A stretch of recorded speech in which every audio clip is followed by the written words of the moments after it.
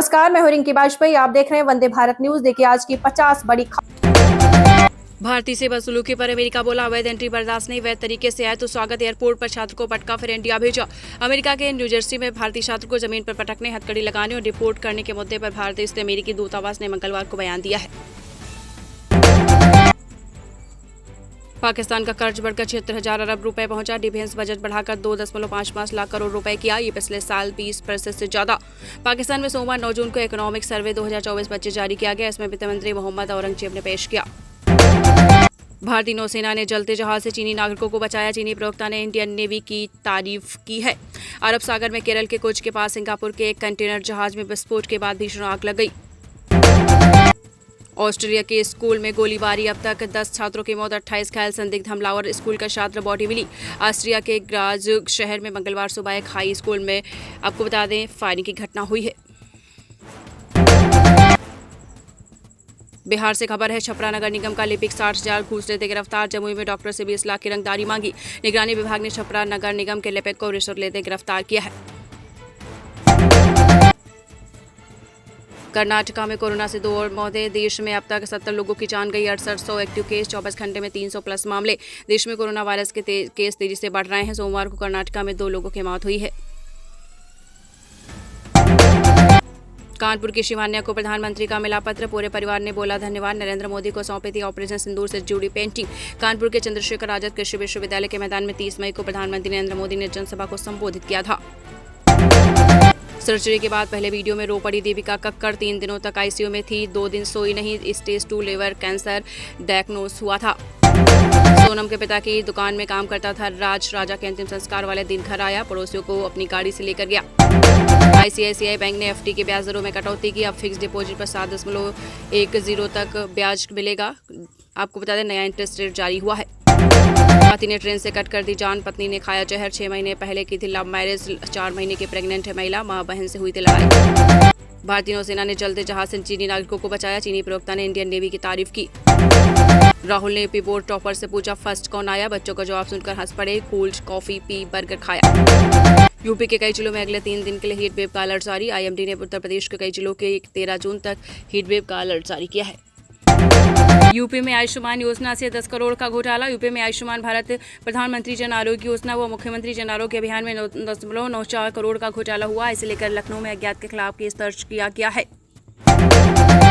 UP के कारोबारी बेटी भतीजे ने 9वीं मंजिल से लगाई छलांग। दिल्ली में आग के बीच 100 फीट ऊंचाई से जमीन पर गिरे, तीनों की मौत।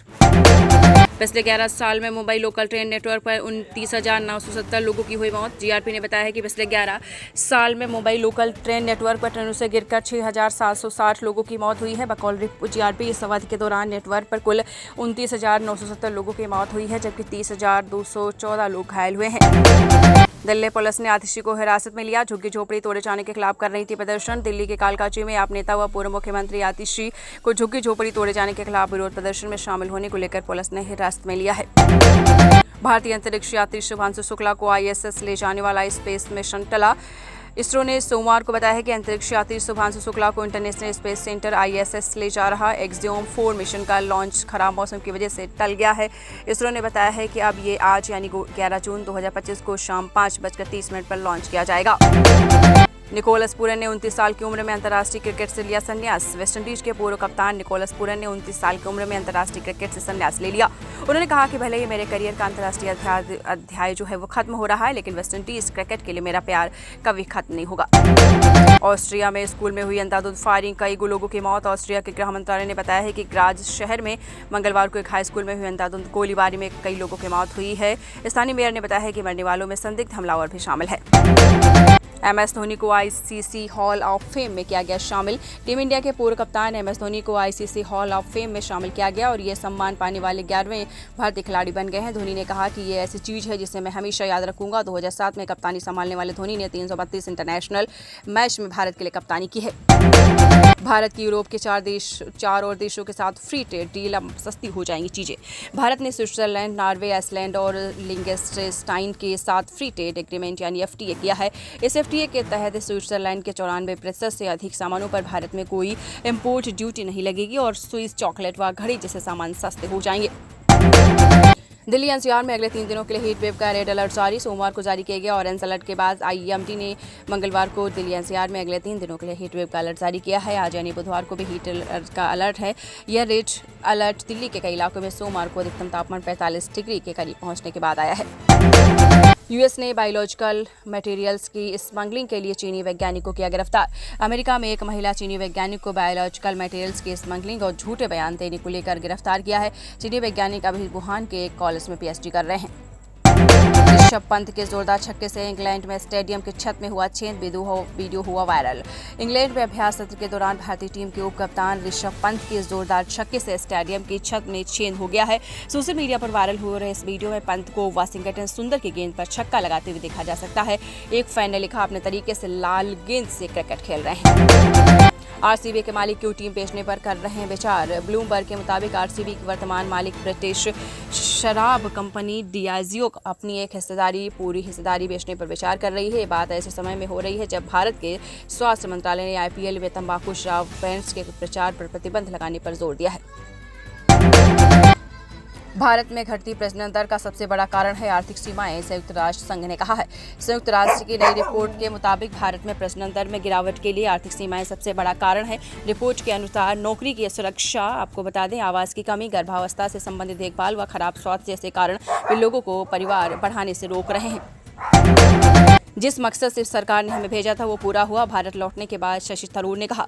सर्वदलीय प्रतिनिधिमंडल का विदेश दौरा खत्म होने के बाद भारत लौटने पर कांग्रेस सांसद शशि थरूर ने कहा कि जिस मकसद से सरकार ने हमें भेजा था वो पूरा हुआ है। उन्होंने कहा कि पहलगाम हमले के बाद बहुत सोच समझ कर रिएक्शन दिया गया है और हमने बताया है कि हमें दुनिया समझ ले कि हमने क्यों किया और कैसे किया। एचडीएफसी लाइफ ने 4,102 करोड़ के रिकॉर्ड बोनस का किया ऐलान। 21.90 लाख ग्राहकों को होगा फायदा। एचडीएफसी लाइफ में 4,102 करोड़ के बोनस का ऐलान किया है, जिसमें 21.90 लाख से ज़्यादा पॉलिसी धारकों को फायदा होगा।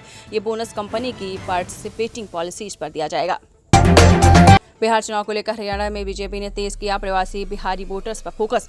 फरीदाबाद, गुरुग्राम, हिसार, आपको बता दें, फरीदाबाद, गुरुग्राम, हिसार, अंबाला समेत हरियाणा के 12 जिलों में प्रवासी बिहारी वोटर्स को ध्यान में रखकर बीजेपी ने खास रणनीति बनाई है।